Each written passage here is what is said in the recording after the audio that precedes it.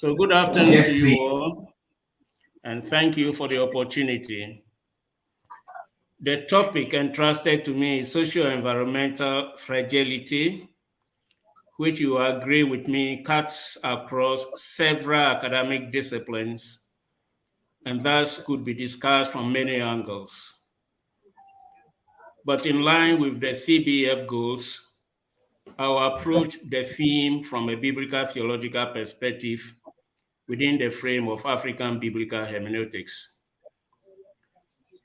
For this reason, I have modified the topic a little bit to read Socio-environmental fragility, reading Romans 8:18 to 23 from a Ghanaian perspective.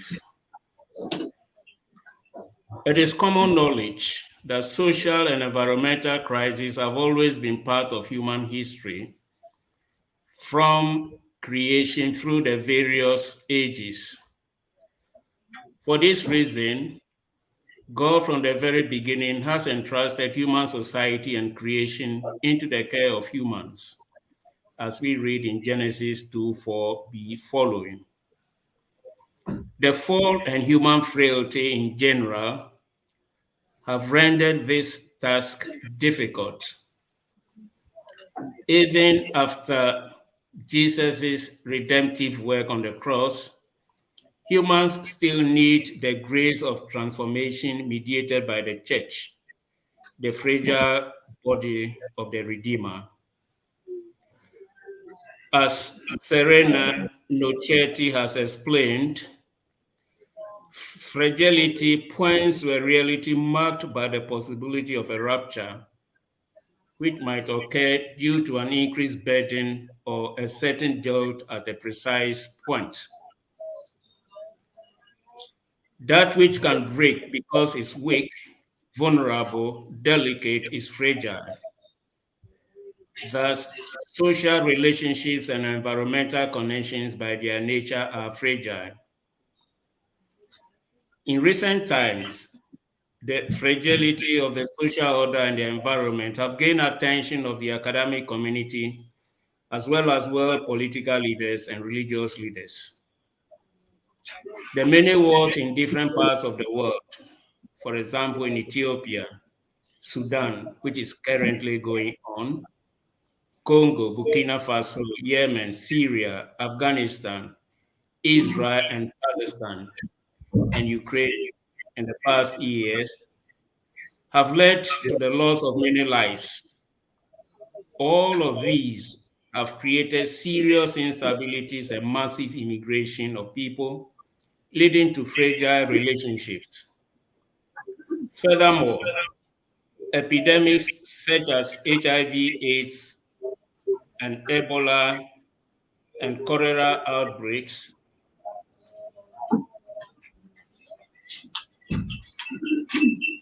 in Africa have also claimed many lives and left devastating effects on human society. Recently, the COVID-19 pandemic shook all nations and revealed the porous and fragile nature of human existence. Its effects are evident in the financial crisis and near collapse of the economies of many countries, especially the poorer nations in the Southern Hemisphere. Amid all of this, the issue of climate change, largely caused by human activities, many times motivated by inappropriate political decisions, greed, and corruption, has resulted in various environmental crises, drought, flooding, pollution of water bodies, air, sea, deforestation, desertification, bushfires. Thus, not only the social order, but the fragile environment cries for relief. But to be relieved by who? God or human beings, or both? Depending to whom the above question is addressed, the answer may be the political leaders governments, religious leaders, or the church. As a Catholic biblical theologian, and taking inspiration from Pope Francis and his encyclical Laudato Si, and earlier Papa teachings, I am tempted to answer that the call is to all humanity if the church to play the leadership role of the voice of the voiceless. The church is, in fact, to be the voice of willing humans as well as the non-human created order. In 2005, Pope Benedict XVI has already affirmed this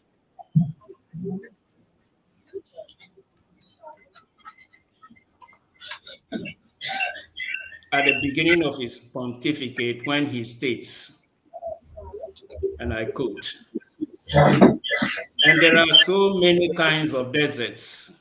There is the desert of poverty, the desert of hunger and thirst, the desert of abandonment, of loneliness, of destroyed love. There is the desert of God's darkness, the emptiness of souls no longer aware of their dignity or the goal of human life. The external deserts in the world are growing because the internal deserts have become so vast. Therefore, the earth's treasures no longer serve to build God's garden for all to live in, but they have been made to serve the powers of exploitation and destruction. The church as a whole and all her pastors, like Christ, must set out to lead people out of the desert towards the place of life, towards friendship with the Son of God, and towards the one who gives us life and life in abundance. End of quote. As members of the Catholic Biblical Federation, one fundamental question we ought to ask ourselves is, how can the Christian scriptures guide the socio-ecological conversion which the popes, especially the Holy Father, Pope Francis, continually reminds us about?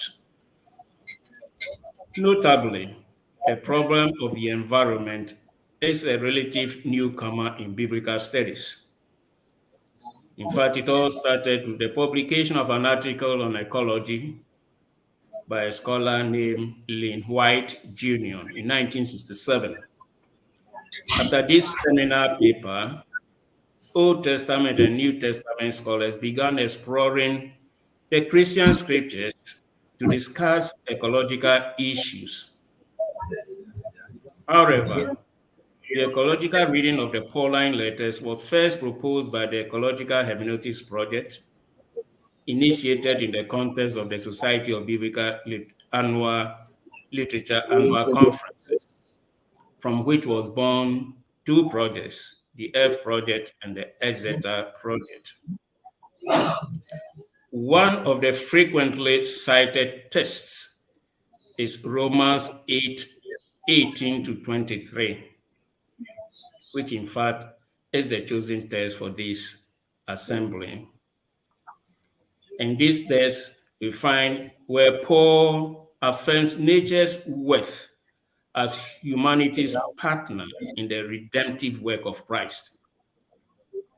No wonder Pope Francis offered the verse 22 at the beginning of his encyclical Laudato Si as the document's hermeneutic key.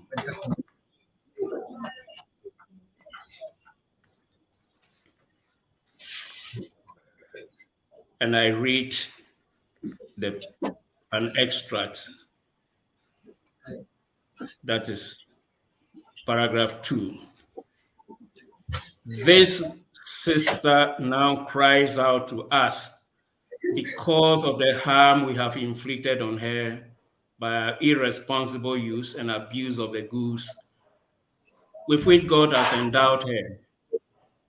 we now come to see ourselves as her lords and masters, entitled to plunder her at will. The violence present in our hearts, wounded by sin, is also reflected in the symptoms of sickness evident in the soil, in the water, in the air, and all forms of life. This is why the earth herself, burdened and laid waste, is among the most abandoned and maltreated of our poor. She groans in travail. And of course, though several commentators have offered insightful contributions to this text, a rereading in different contexts, Africa, the Americas, Asia, and Europe, always produces fresh and new insights. Furthermore, as Pope Francis has repeatedly affirmed, biblical and theological reflections should not only listen to, but also become the voice of the groaning earth, given that environmental issues are global and determine the future of creation at large. That is why the mystical body of Christ, the church, which continues the mission of Christ in our world, in every age, has to tirelessly proclaim the love of God in creation. It is against this background that I propose to read Romans 8:18 to 23 in its literary and sociocultural context.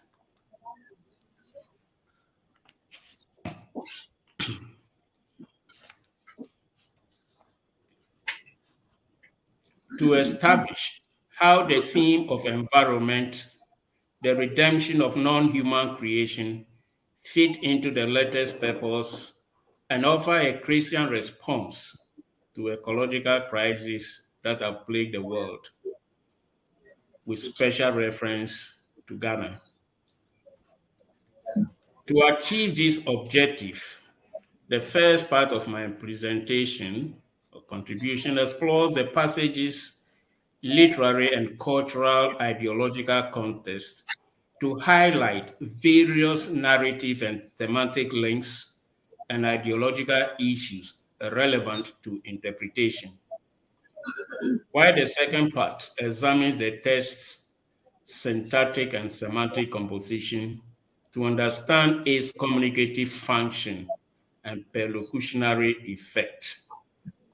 In the last part, I will illustrate the impact of an ecological reading of the text for the Christian community that lives in the Ghanaian context, which may apply to other regions of the world far away from mine.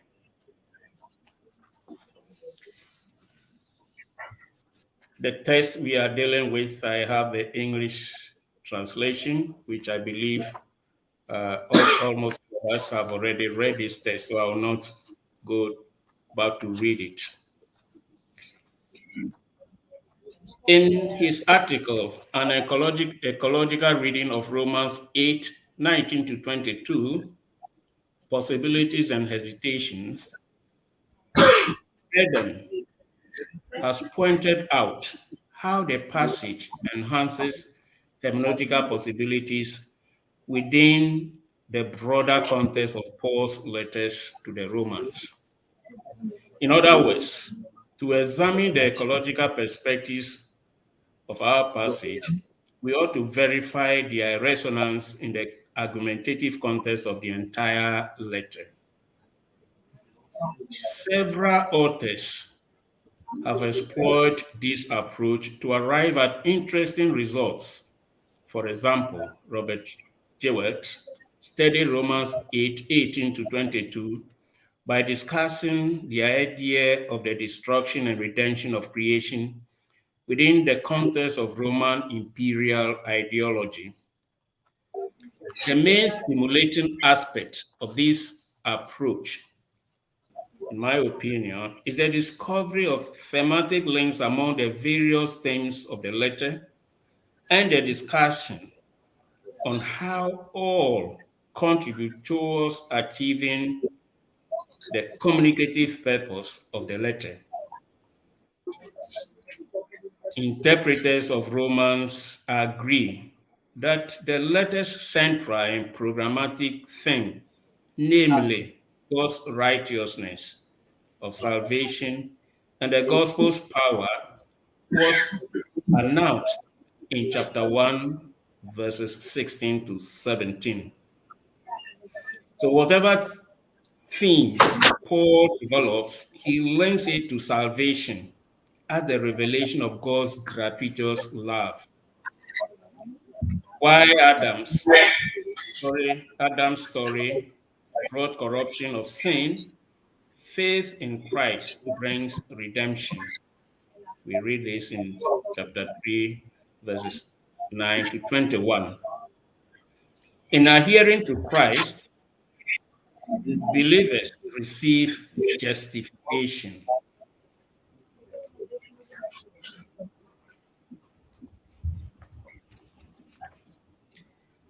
After the long discourse on the law of sin and death in chapters 6 and 7, Romans 8 opens with a reflection on the spirit of life in verses 1 to 17, which precedes our passage. This pericope reiterates the central point, namely the graciousness of God,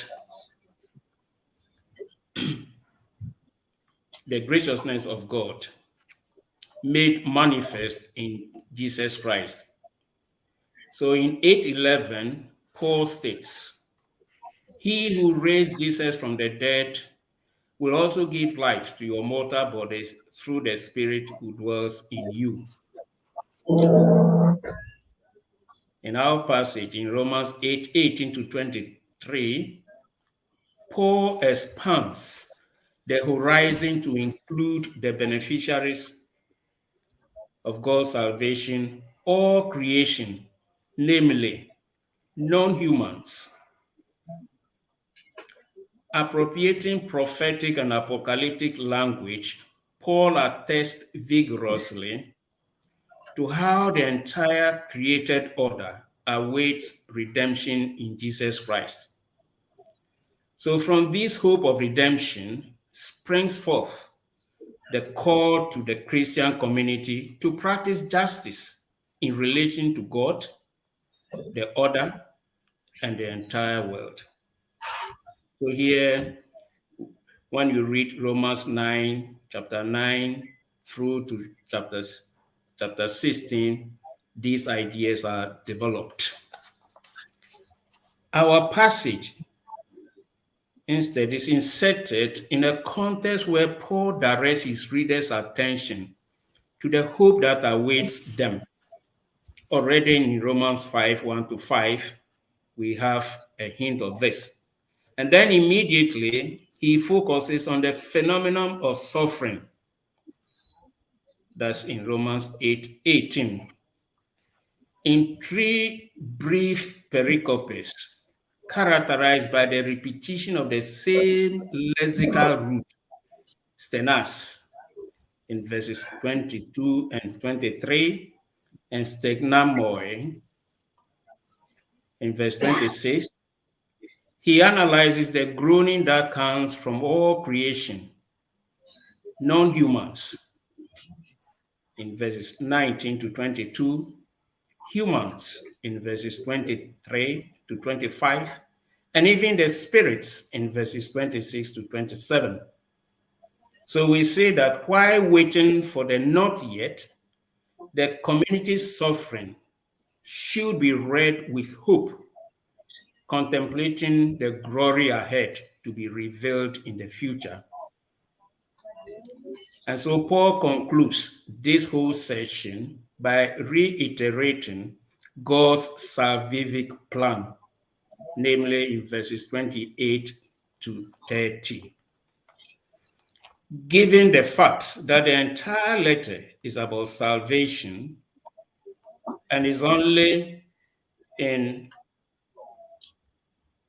chapter 8, verses 18 to 30, that Paul suggests both humans and non-human beneficiaries are subjects of God's righteousness, this text stands out uniquely for analyzing Paul's thinking on the redemptive work of Christ. But what does it mean for non-humans to be liberated from suffering? Following are a few thoughts deriving from my reading and interpretation. Suffering and glory, a common destiny. The verse 18 has an introductive value. Paul contrasts the suffering of the present against the glory to be revealed.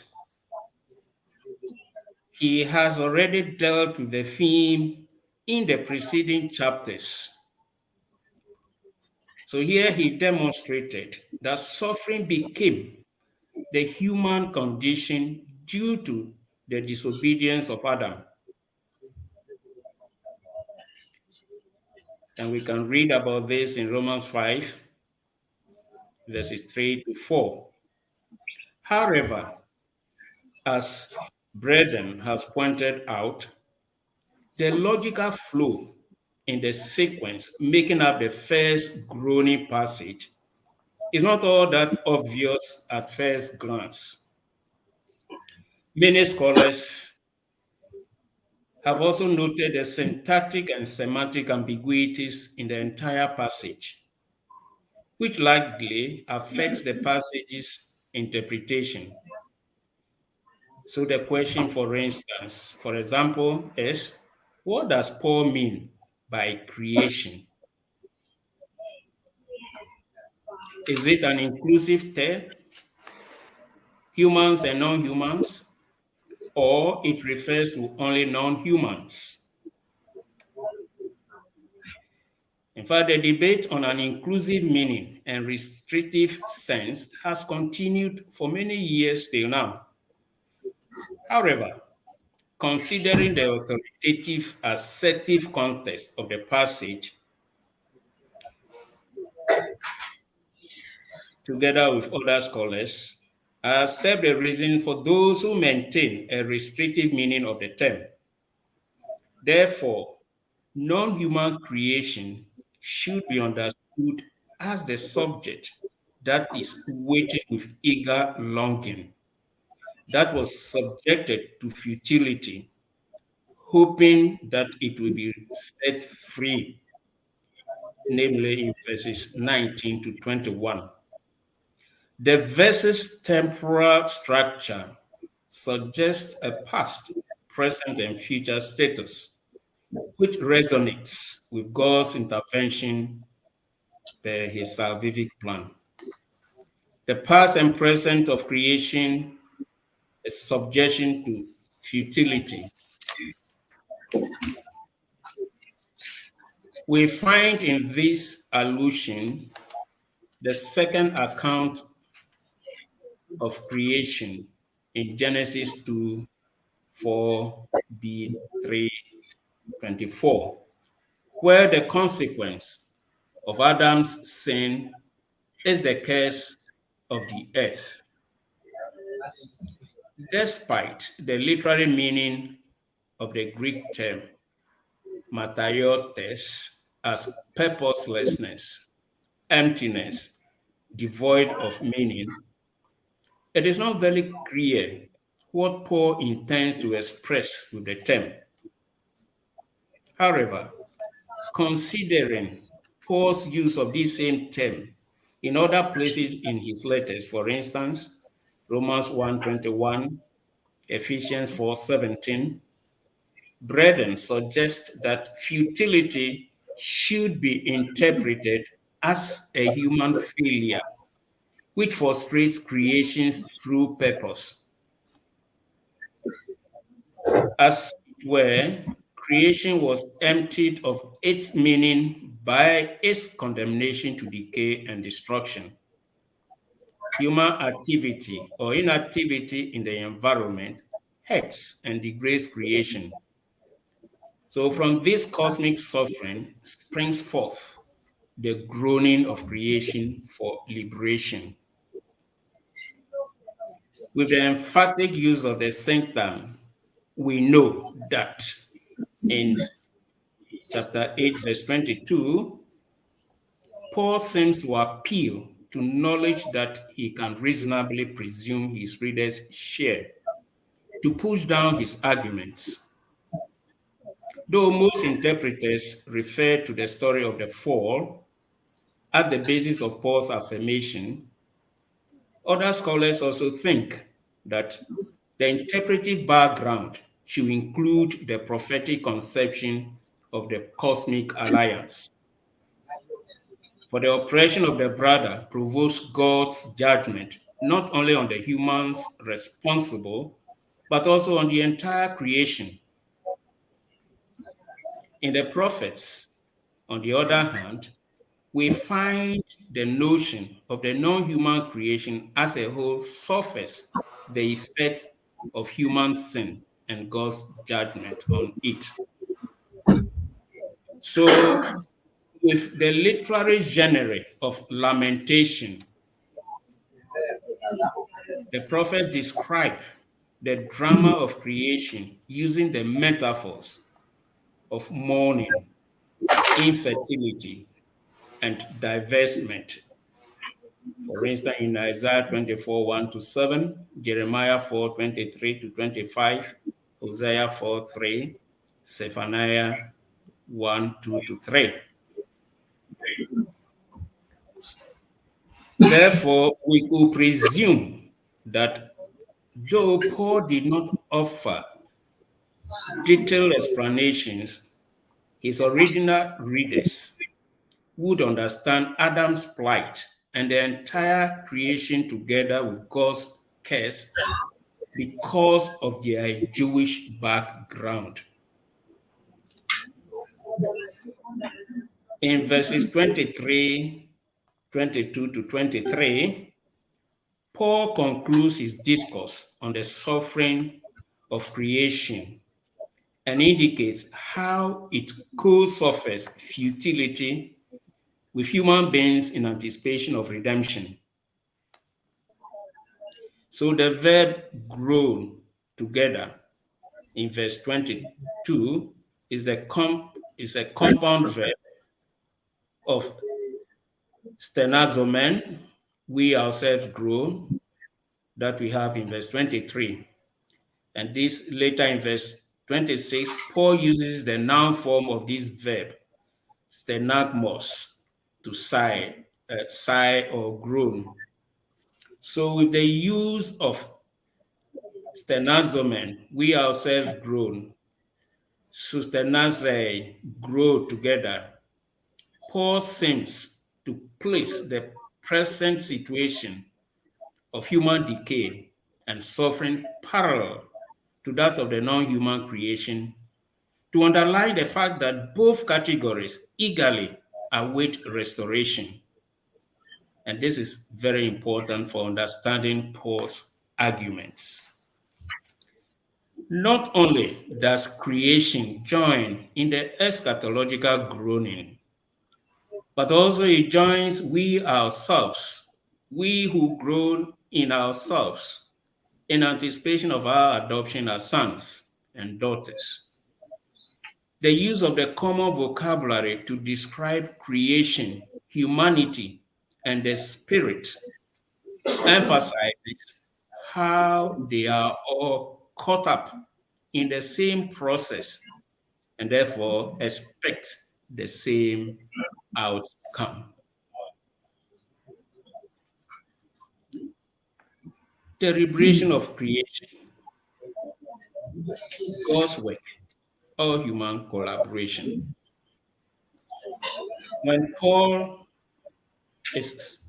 Whereas Paul is specific about the restoration of humans,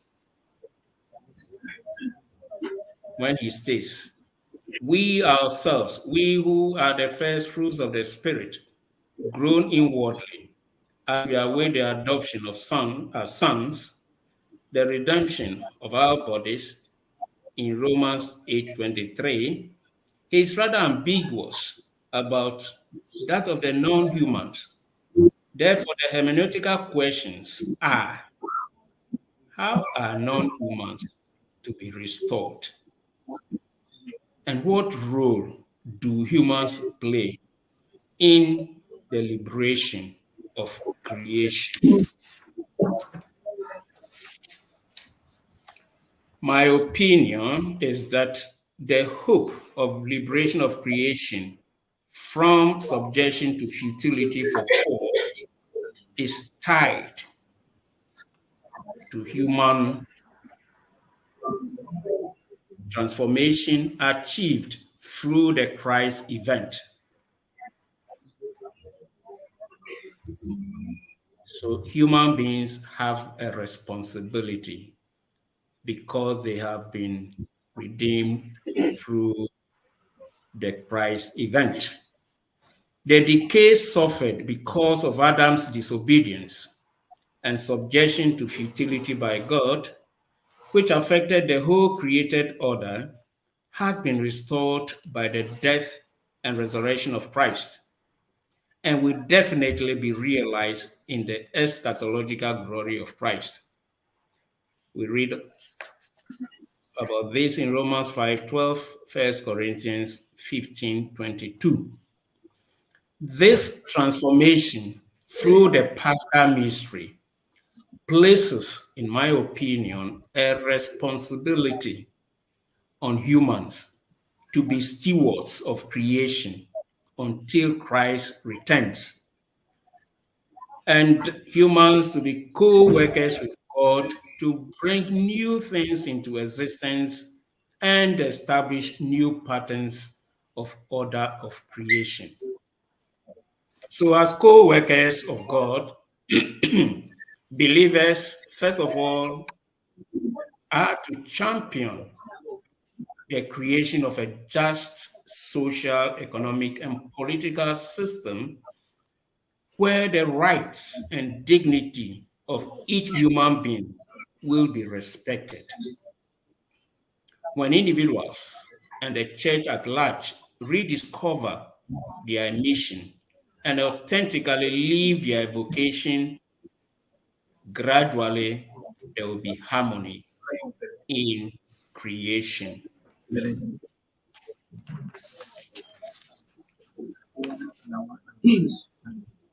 Having analyzed the text now, I would like to contextualize it in my context. So, Christianity and socio-environmental crisis in Ghana, a possible journey, and the same question asked from any region of the world.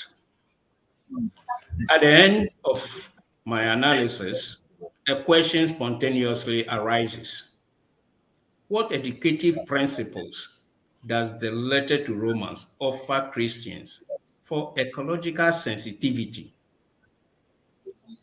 Has Paul put up any principles, anything Christians can learn to be ecologically sensitive? Because the context of a reader is an essential element in responding to God's word, I offer my response to the above question by examining the reality of the socio-environmental crisis where I live and work, namely Ghana.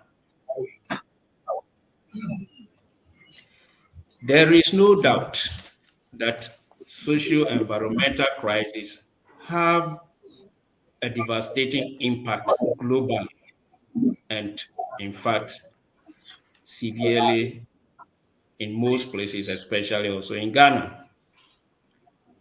The Ghana Catholic Bishops' Conference has repeatedly mentioned it in their annual communique over the past decades.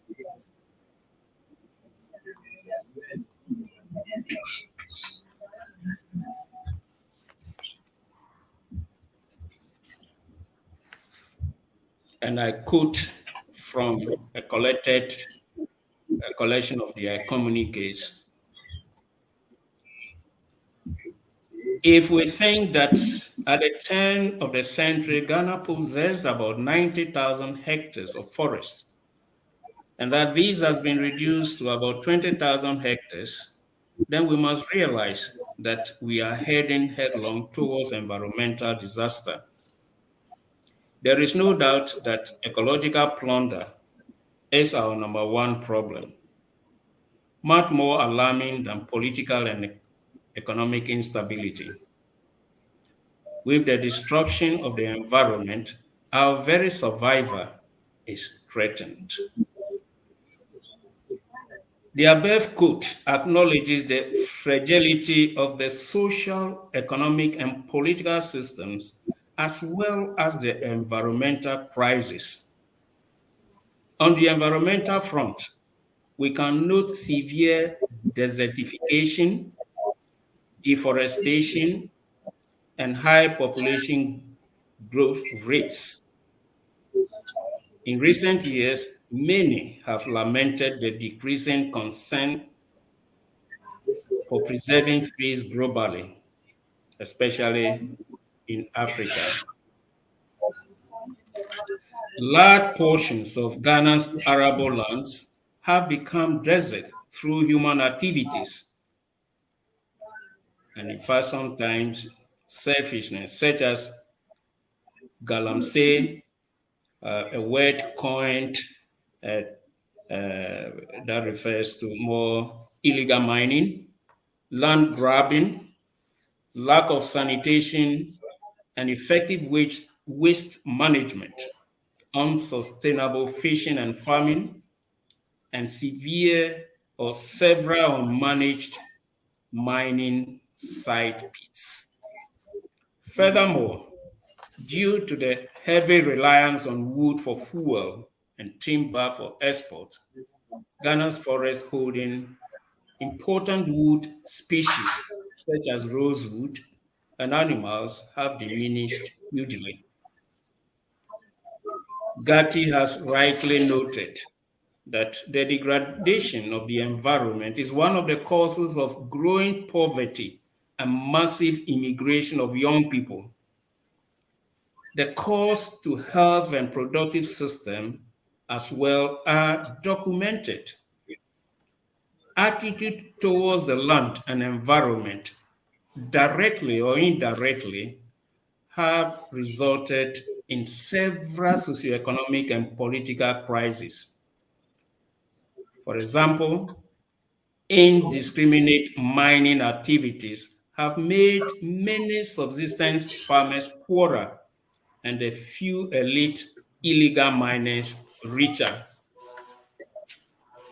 We need to note that while indigenous cultures have mechanisms for minimizing and preventing exploitation and destruction of the earth in Ghana, with the arrival of Christianity, especially the Pentecostal and charismatic waves, the picture has changed drastically.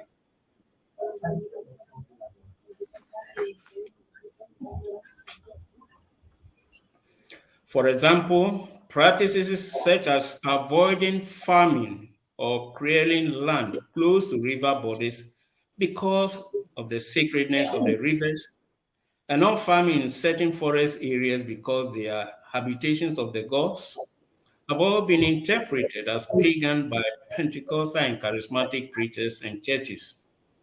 Unfortunately, the respect for the sacredness of the land and the environment inherent in traditional religions has been abandoned and relegated to the background due to contradictory Christian witnessing.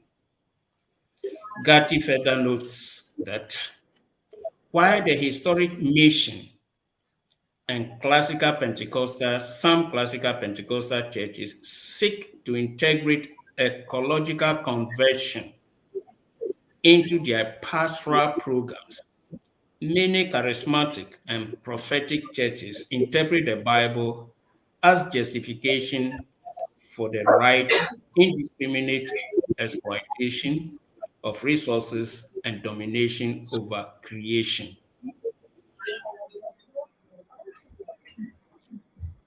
The prosperity gospel theology of the prophetic churches educates adherents to exploit their environment for wealth, because for them, acquiring more wealth is glorious and is God's gift to them. Thus, it makes wealth the test of one's faith. The more worthy you become, the more faith is believed you have, because God has blessed you. Set a theological position which undermines the value and independence of the non-created order has gradually gained, and that's the unfortunate aspect, a wider acceptance, deepening the fragility of the socio-economic and environmental crisis. So, recognizing the fragility of the Ghanaian socio-economic and political systems, the Christian Council of Ghana, the Ghana Catholic Bishops' Conference, the Ghana Pentecostal and Charismatic Council, and the National Association of Charismatic and Christian Churches, and the National Chief Imam's Office last year in a press conference called the attention of all Ghanaians to this menace to the socio-environmental crisis in the country and the need for change or transformation. However, besides calling for a week of fasting and prayer, they did not, unfortunately, suggest for the citizens any transformative ethical behaviors for a responsible, holistic, human, and community sustainable development. There is no roadmap. Pondering the frailty of the human condition and environmental degradation, I believe challenges us to explore how the Word of God can become an educational tool. My conclusion: an encounter with Romans should challenge all Christians, and speaking from the context of Ghana, should challenge Ghanaian Christian believers to rethink ways of living the justice of God that will impact the life of every Ghanaian, Christian and non-Christian alike. So Ghanaian Christians should evaluate, and this is valid for all others, the values in the culture concerning the sacredness of non-human creation, which deserves respect and protection like humans. Furthermore, educated by Paul, the Christian can discover that all creation, human and non-human beings, are God's handiwork, destined for harmony, but condemned to futility due to Adam's disobedience. For this reason, nature, creation, merits the same respect and protection as human beings. Like the original addressees of the letter, contemporary believers, Ghanaians and non-Ghanaians, ought to interpret the Christ event as the liberation of all creatures to restore the original project of God, harmony and peace. Lastly, the liberation of creation, in my opinion, is a clarion call to responsibility and ethical commitment for all human beings to become collaborators of God in the care of our common home. The new condition of God's children in Christ should be the stimulus to respect the environment and abstain from unsustainable lifestyle. Thank you. Thank you very, very much.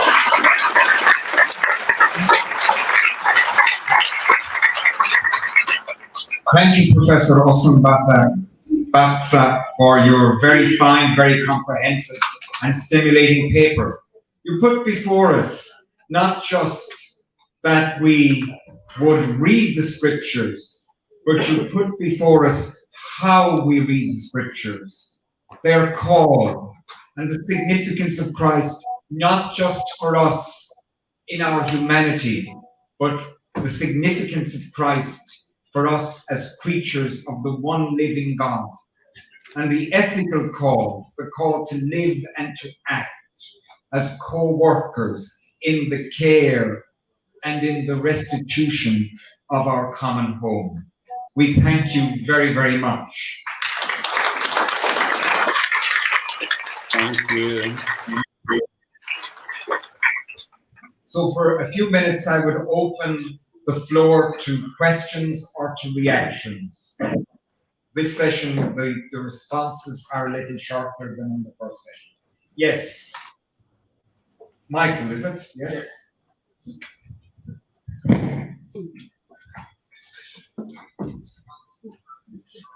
Thank you. Prof, this is Father Michael from Kumasi, Ghana, just for your interest. I have two questions, Prof. The first one concerns the statement you made that social and environmental fragility may be due to inappropriate political decisions that disrupt the social order and makes the environment more fragile. And who would bring relief to the environment? Is it God himself, or human beings, or both, or the church? My main concern is that Catholic political leaders, if not at the helm of affairs of many African nations or elsewhere, may also be playing key roles in public sectors.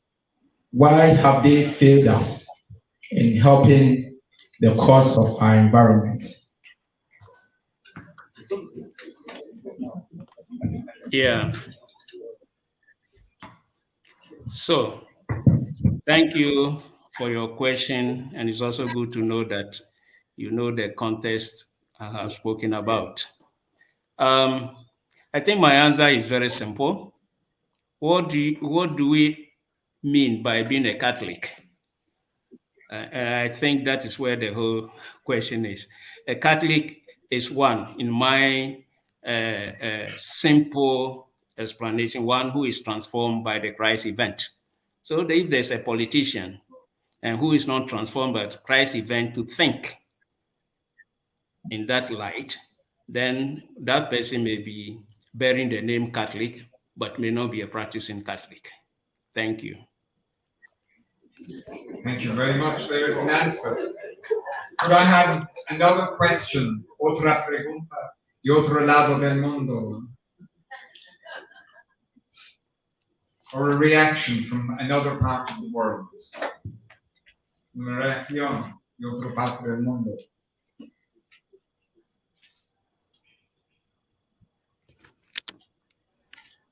I think, Professor, you have reduced us to silence. We thank you very, very much for your paper. Thank you to everybody.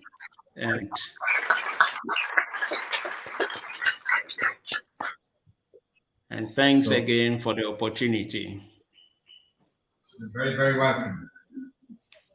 So our second presenter is Monsignor Jorge Lozano, who's just stepped out for a moment. He will be back with us in a second. So Just if you would take, without moving, because if we move, we will not return so quickly. So just while we're waiting for Monsignor Lozano to return to us, just a moment's break between the two papers.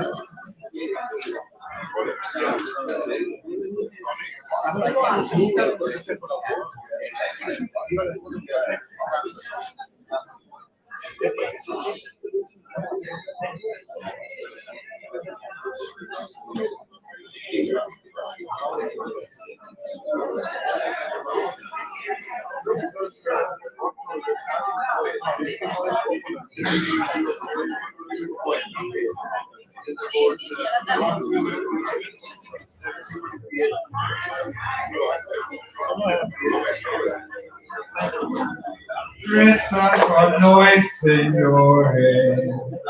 Alleluia. Resta con noi, Signore. Alleluia. So if we could please.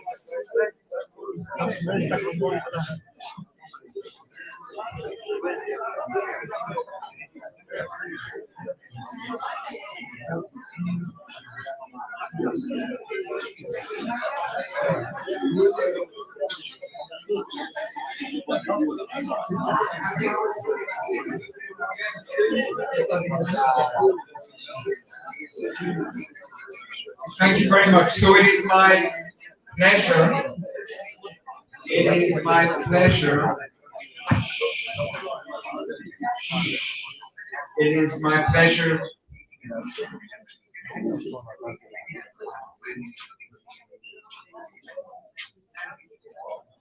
It is my pleasure to welcome Monsignor Jorge Eduardo Lozano, who is Archbishop. Please.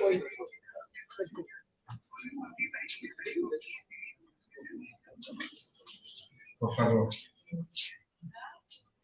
Who is Archbishop here in Argentina of San Juan de Puyo and has recently been elected Secretary General of CELAM.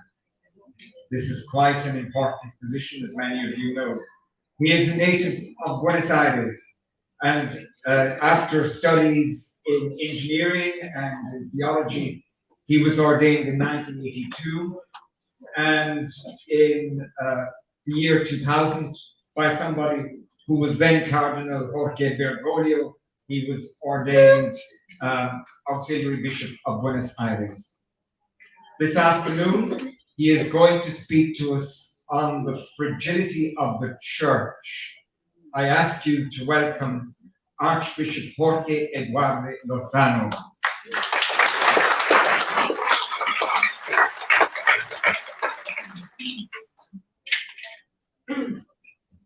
Buenos días. Buenos días. Voy a compartir estas reflexiones con ustedes y quisiera acentuar algunas cuestiones de comprensión de las palabras que utilizamos. Ponemos la primera diapositiva, por favor, la siguiente. Cuando hablamos de algo frágil, entendemos que tiene una capacidad de romperse o quebrarse con fragilidad, con facilidad, perdón. Y esto nos llama al tratado con cuidado a, podríamos decir, no golpear lo frágil.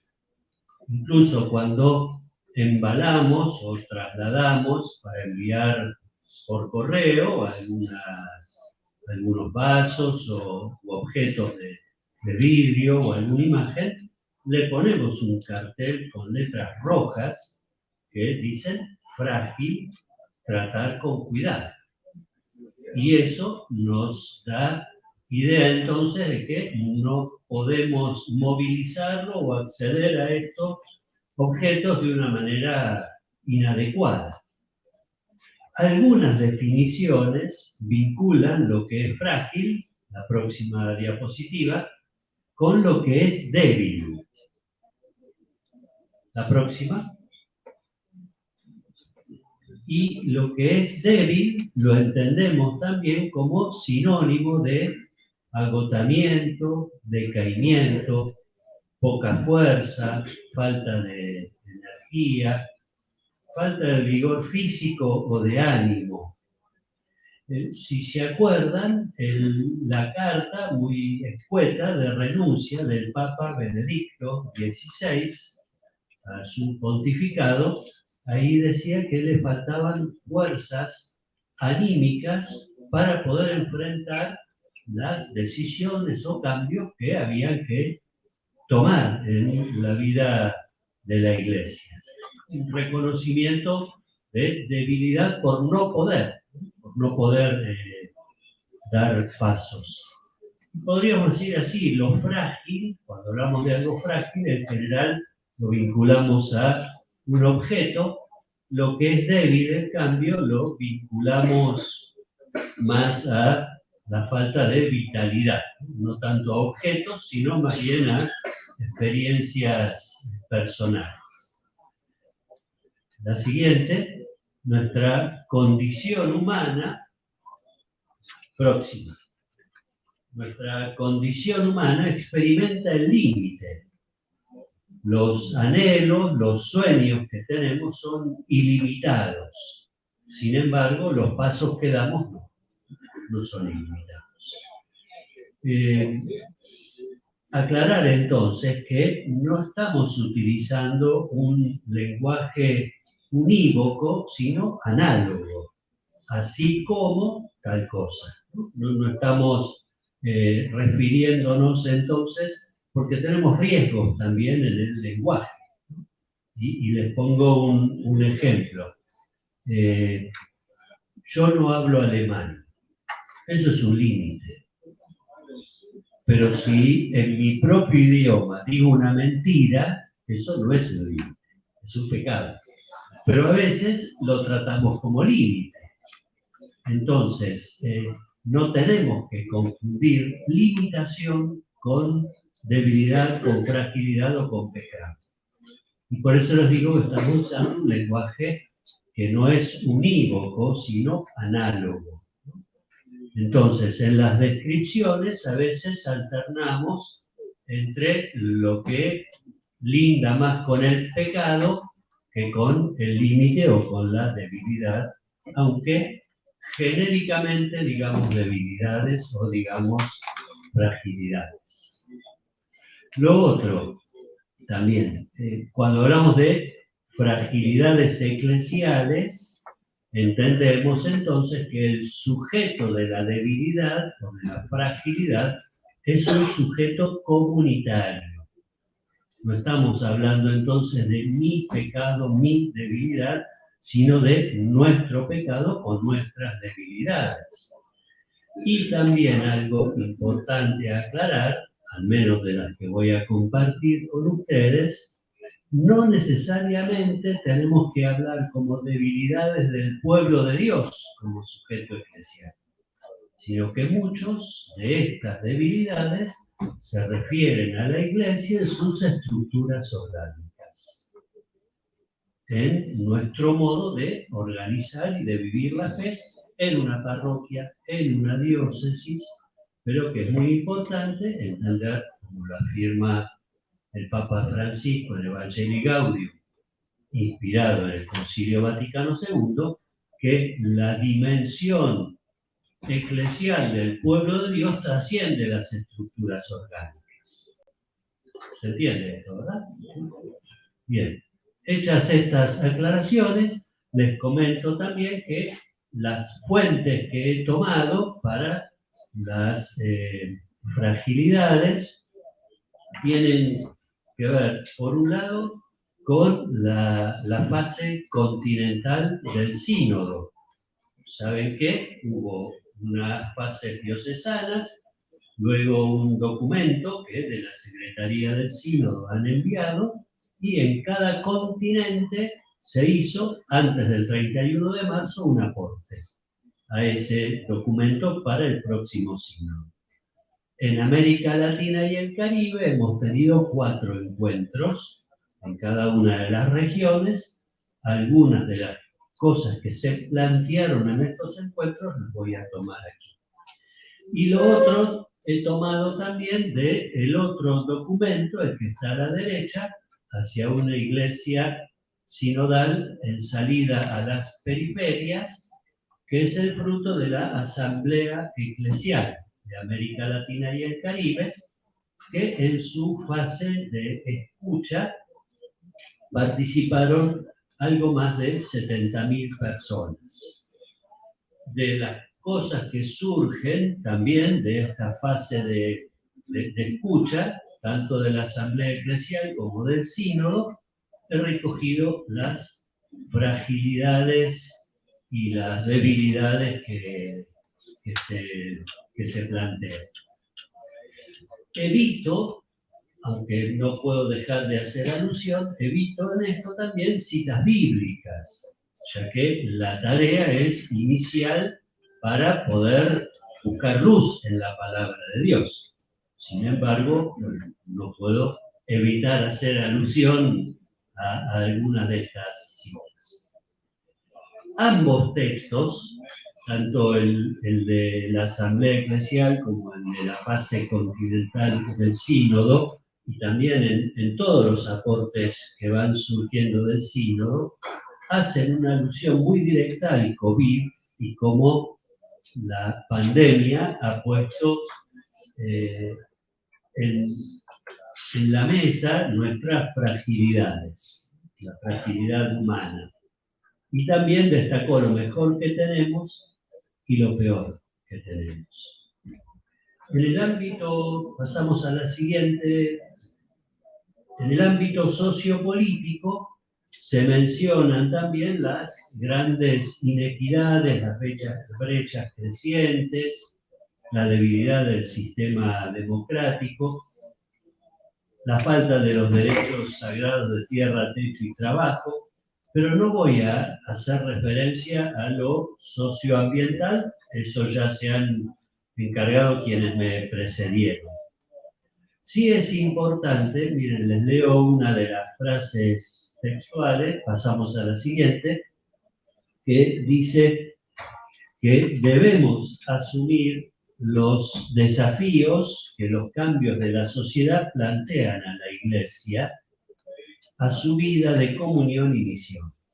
Esto implica una toma de conciencia acerca de la experiencia de nuestra pequeñez y fragilidad intensificada por las crisis de la pandemia. Entonces, tomar conciencia de estas situaciones de pequeñez, de fragilidad, es algo no menor, es algo que nos obliga para poder ver cómo eclesialmente nos enfrentamos a los desafíos que tenemos. Yo agrupé las fragilidades en 4 ámbitos, como para que nos ayuden a clasificarlas e identificarlas. 3 son las que tienen que ver con el lema que nos propone el Papa para el sínodo. Comunión, fragilidades en la comunión, en la participación y en la misión. Y puse un 4 ítem que agrupa a otras fragilidades que tienen que ver con el funcionamiento de la vida eclesial. Obviamente no son compartimientos estancos, una podría tanto ser de una como otra o estar atravesando todas las dimensiones. Comencemos con las fragilidades respecto de la comunión. La próxima. Allí tenemos, por un lado, el clericalismo, la anterior a él. Eso, gracias. Perdón, los números y letras que aparecen entre paréntesis hacen mención, la letra A, al número del documento de la Asamblea Eclesial. Y el S hace referencia a la fase continental del sínodo, al texto que se ha presentado del continente. El clericalismo. Esta es una de las problemáticas más mencionadas en los distintos encuentros y que inciden en la debilidad también en la participación y en la misión en las otras dos dimensiones. Varias veces se menciona también que el clericalismo no es una problemática únicamente del ministerio ordenado, sino que tiene que ver también con un modo eclesiástico de vincularnos, tanto laicos, pastores, vida religiosa, la dificultad, si bien la centramos en el ministerio ordenado, sin embargo es parte de una cuestión perniciosa en el modo de entender los vínculos, la dignidad bautismal, y permea entonces en todo el pueblo de Dios. La siguiente, ahora sí, del autoritarismo, vinculada con el clericalismo, y que se nota en los malos tratos, la falta de espacios y de lugar en la toma de decisiones, en la falta de diálogo, a la siguiente pasamos, la falta de diálogo con las diversidades humanas y socioculturales. Especialmente la falta de diálogo con las diversidades sexuales y diversas condiciones familiares. Esto es lo que se ha ido señalando como una fragilidad, una dificultad que tenemos. Pasamos a la siguiente, también estamos dentro del ámbito de la comunión, ¿no? Otra de las dificultades o debilidades tiene que ver con el intimismo de algunas propuestas religiosas que promueven una religiosidad desencarnada y ahistórica. Podemos encontrar en nuestras comunidades muchos movimientos espirituales, católicos o de otras confesiones, pero que promueven un modo de vínculo individualista con Dios. Y también otro de las debilidades, pasamos a la siguiente, tienen que ver con los fundamentalismos y las ideologías que disfrazan como querer de Dios las búsquedas de intereses particulares o búsquedas de espacios de poder dentro de la vida de las comunidades cristianas. Y digo comunidades cristianas desde lo que puede suceder en una capilla de una pequeña comunidad, una parroquia, una diócesis, un movimiento, una congregación religiosa o la curia vaticana. Atraviesa a todos los ámbitos, ¿no? Fundamentalismos, ideologías, y también se menciona, pasamos a la siguiente, a la división y las luchas internas de sectores encerrados en sí mismos. Y que esto también es un antitestimonio en vistas a la misión. Por último, dentro del ámbito de la comunión, pasamos a la siguiente, se percibe la falta de la centralidad de la palabra de Dios y un planteo de la catequesis sin tener en cuenta, la siguiente pasamos, a los itinerarios de iniciación cristiana, la próxima, por favor. Los itinerarios de iniciación cristiana que a veces no llevan al encuentro con Cristo vivo, y se percibe también una falta de la animación bíblica de la pastoral. Esto dentro de las fragilidades o debilidades en el ámbito de la comunidad. Pasamos al ámbito de la participación. Hay un crecimiento de la cantidad de quienes se denominan católicos a mi manera, considerando la fe como un sentimiento de bienestar individual, como si la fe tuviera que ver con una búsqueda de el aislarse de los problemas y vivir en un mundo individualista. Quienes viven o buscan esto, buscan vivir la fe sin la palabra, sin la doctrina, sin la comunidad.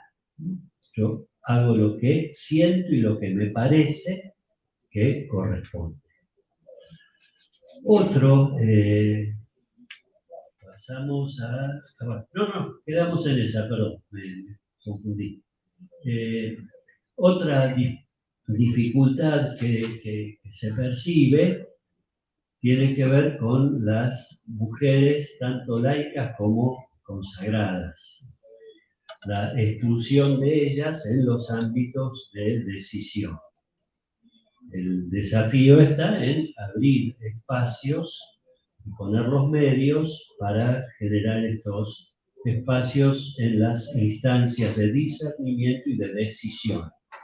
Esto se señala en vínculo con el clericalismo, que les comentaba antes, de los laicos en general, pero particularmente de las mujeres en particular y de los jóvenes también. De eso les voy a comentar algo en un momento. Y otro de los elementos también es que no está incorporada o vivenciada la identidad evangelizadora de la Iglesia y comunidades a veces más centradas en resolver problemas internos que en ponerse en salida de cara a los demás. Pasamos ahora sí a la siguiente. Otra de las debilidades que notamos es que hablamos de sujetos, pero no hacemos que hablen los sujetos. Hablamos de los jóvenes, pero no escuchamos a los jóvenes. Hablamos de las diversidades sexuales, pero no escuchamos a quienes viven estas diversidades. Hablamos de quienes están encarcelados, pero no escuchamos a quienes están encarcelados.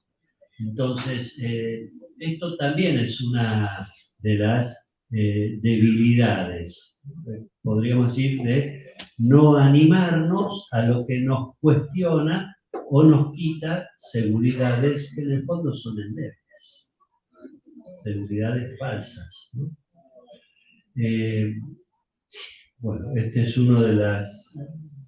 Bien. Y lo otro, vinculado también con esto, es la dificultad para reconocer como propias a las diversidades. Afirmamos con claridad que la común dignidad de todos los miembros del pueblo de Dios se da por el bautismo. Sin embargo, no reconocemos esa dignidad bautismal en quienes viven en modos distintos o diversos. ¿Se entiende? ¿No? ¿Sí? Entonces, esto es una debilidad, porque conceptualmente decimos una cosa, pero en las actitudes después expresamos otras. Como si, como decía alguien hace un tiempo, todos somos iguales, pero hay algunos que son más iguales que otros. Entonces, en esto nos falta coherencia. Por eso, dos cosas señalo aquí. Una, que el cardenal Bergoglio insistía mucho en el trabajo, especialmente en lugares de frontera o periferia, como él es ahora. Y él decía que recibir la vida como bien. No pretender en prolijarla para recibirla. Entonces, especialmente cuando recibíamos a alguna persona en condición de calle, de adicción o con algún sufrimiento, no había que decirle, primero emprolijate en esto y después te recibo. Es recibir la vida como viene, como está. Y por eso él insiste tanto en decir que el camino parte desde la situación concreta en que uno se encuentra. Bueno, no quiero abundar en esto, después si sale algo del diálogo lo completamos. Pero es importante esto, ¿no? Recibir la vida como viene, y nos ha insistido mucho Francisco, tanto en el sínodo que estamos transcurriendo, como en la asamblea eclesial, en escuchar a todos, no a los mismos de siempre. Cuando hablamos de fase de escucha, no quiere decir que nos escuchemos entre los que ya formamos parte de una estructura orgánica.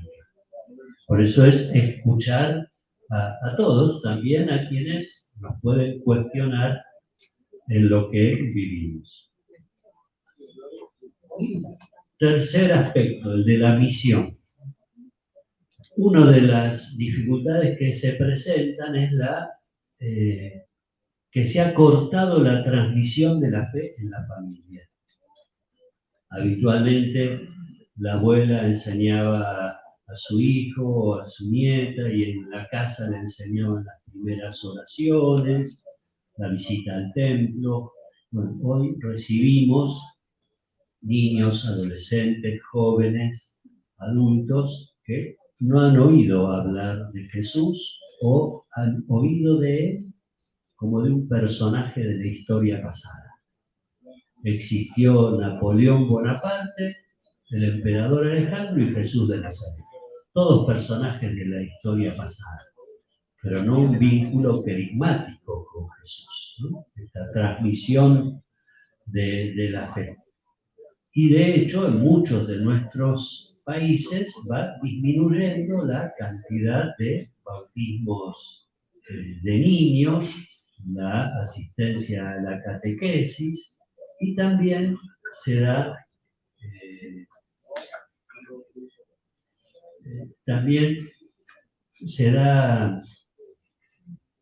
que algunos hermanos nuestros rezan mejor en otras comunidades, otras denominaciones cristianas y no en la Iglesia Católica.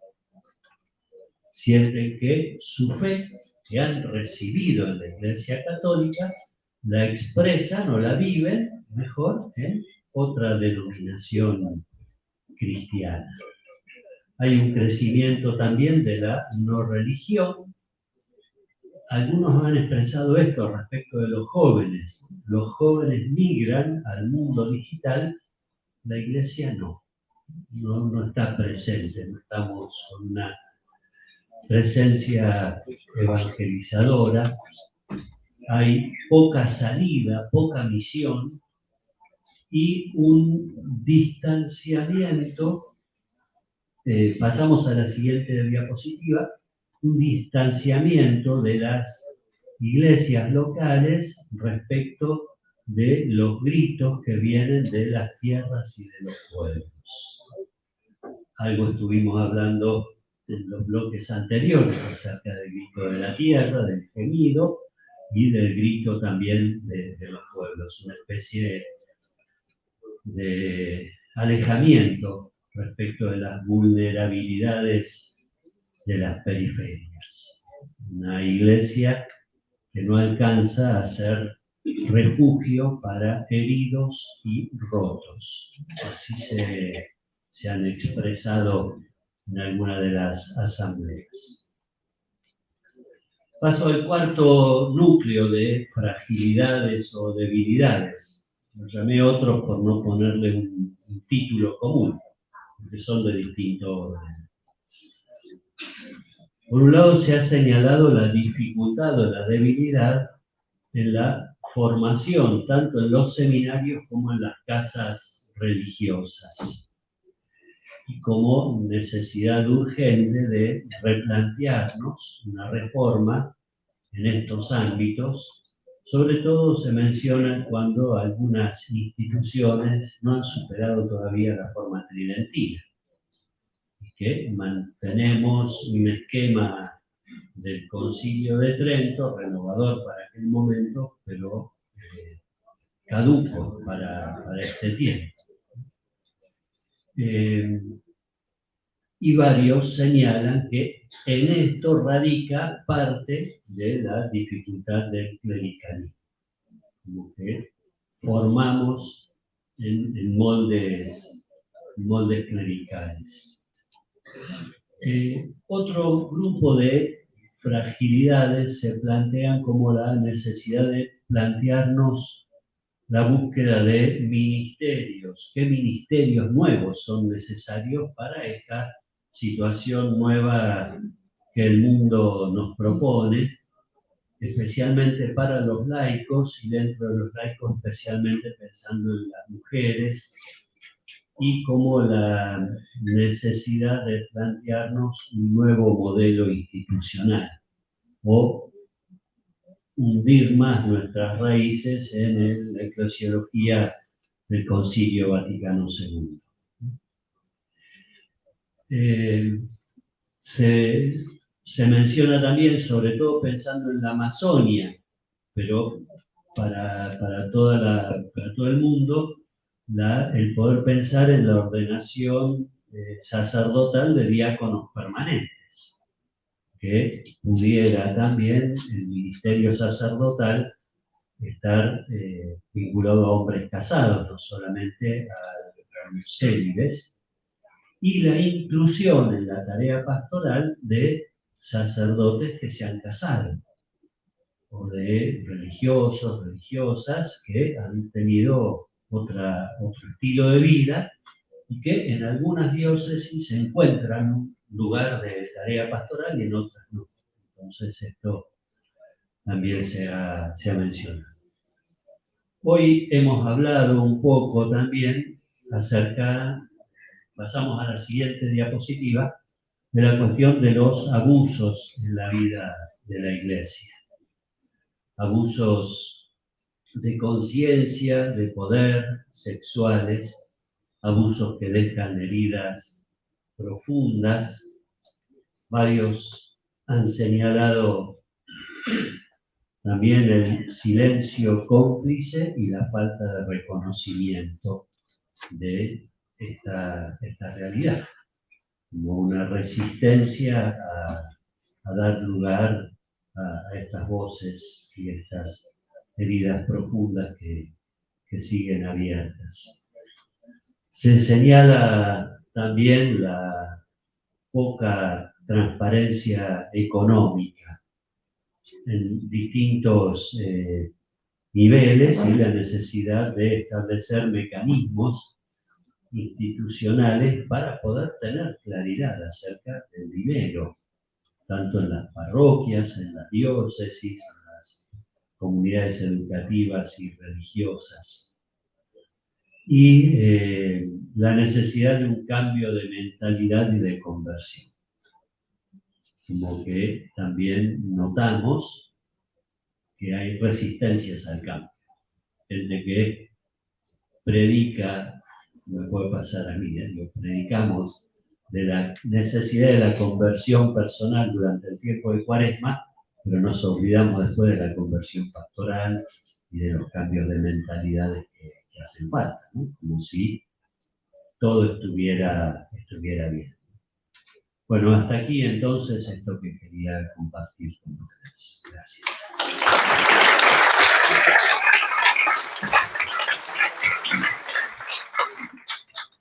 Thank you very, very much. I will say one thing. Puedo decir una cosa. He venido acá para esta asamblea.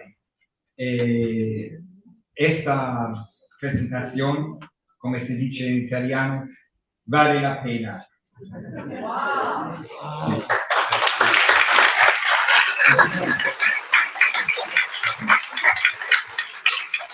We have some time for questions. Tenemos un poquito de tiempo, 5 o 7 minutos por preguntas. para pregunta.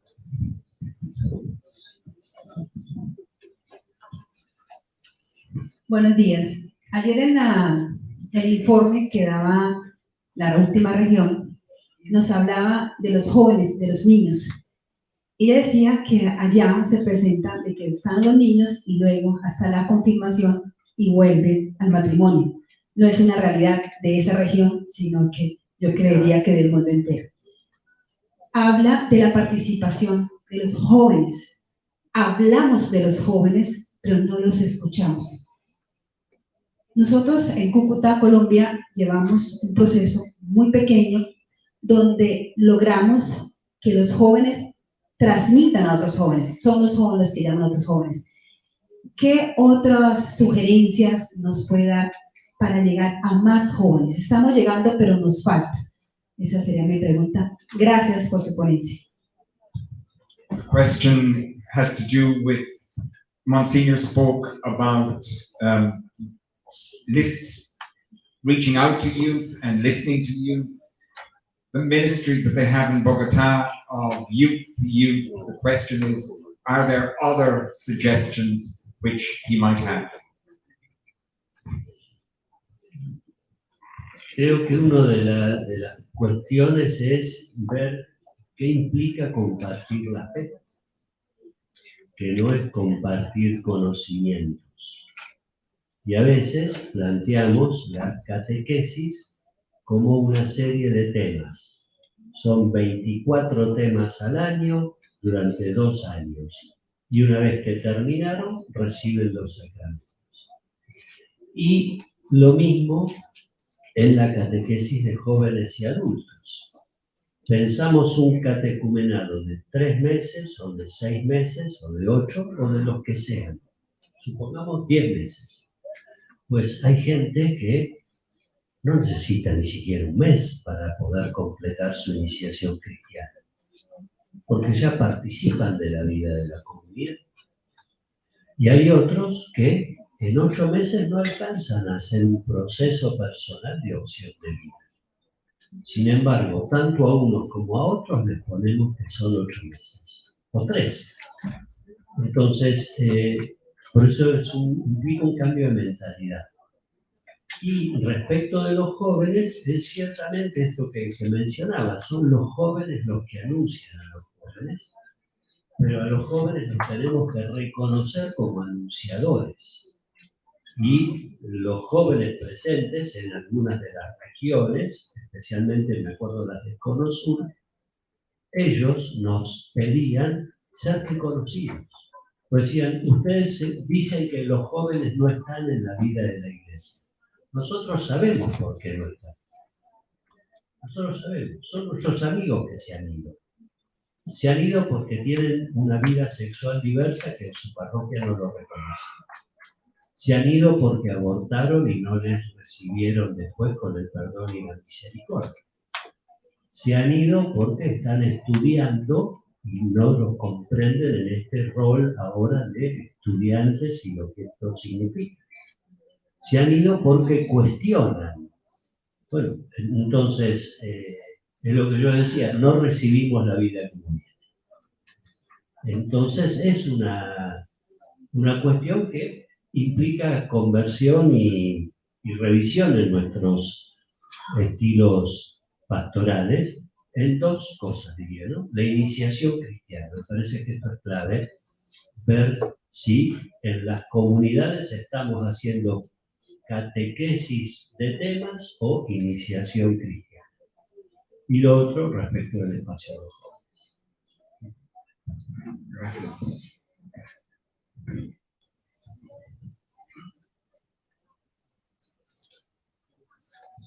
Thank you, Bishop. Coming to Argentina clarified so many things for me from the Philippines, actually. Yes, to Argentina, 2 days, 2 days journey. Maybe the others took longer.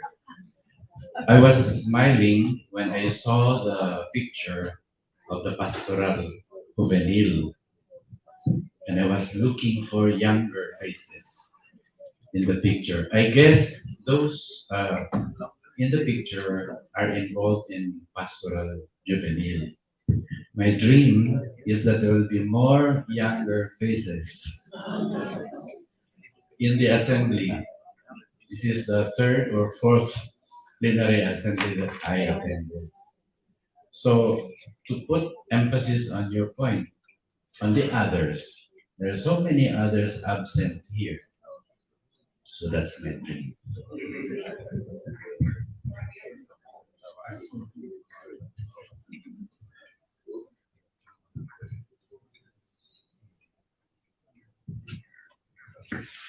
Mi español es pequeño, pero nuestra iglesia parece rachada en aquellos que son, pero Francisco, no Francisco, pero las neotradicionales y los que quieren ir adelante al Vaticano II.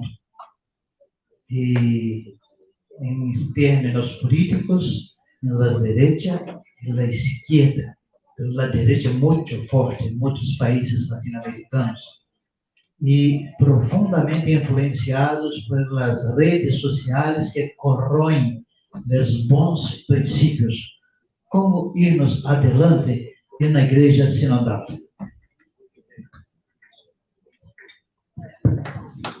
The question is, with such divided church, with so much polarization on many fronts, how do we move forward in a synodal church? La iglesia sinodal implica caminar juntos y caminar juntos todos en esta dimensión bautismal como pertenencia al pueblo de Dios, en una dimensión también, no lo he mencionado aquí, ecuménica, en que podamos también con otros hermanos que compartimos la alegría de la fe de Jesucristo, caminar juntos y aceptar como parte de nuestra fragilidad el hecho de que no todos estamos en comunión plena o en comunión afectiva y efectiva, y que hay grupos de personas que o tienen otra ideología u otra actitud, otra historia en su vida de fe, que dificulta la tarea pastoral. Esto nos pasa en las diócesis, en las conferencias episcopales, en la Iglesia universal, en estas tensiones de fieles cristianos de distintas vocaciones, que adhieren plenamente a Laudato Si y otros que no. Yo no diría, o por lo menos no, lo que yo percibo, no es como que hay una división o polarización tan generalizada, pero hacen mucho ruido, ¿no? Y tienen acceso a veces a medios de comunicación o a grupos de poder, y entonces, bueno, son también, como decía algún santo de los padres de la Iglesia, aunque ellos digan que no son hermanos nuestros, nosotros les seguimos llamando hermanos y esperando la comunión. Y mientras tanto, bueno, a mí me hace sufrir y muchas veces, pero bueno, es parte también del sufrimiento del Señor en esta historia, y que tenemos que ir avanzando en la esperanza de la comunión plena. Thank you very, very much. We have reached the limit of time. I can see that there are very, very many questions and reactions. This has been a very rich and deep and gentle paper, but also very challenging. We thank you very, very much for taking the time, for being with us today.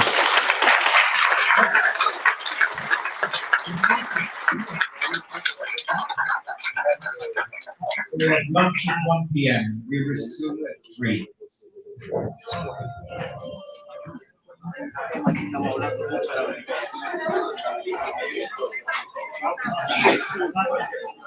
tiene fuerza incluso dentro de ustedes, no solo de los movimientos.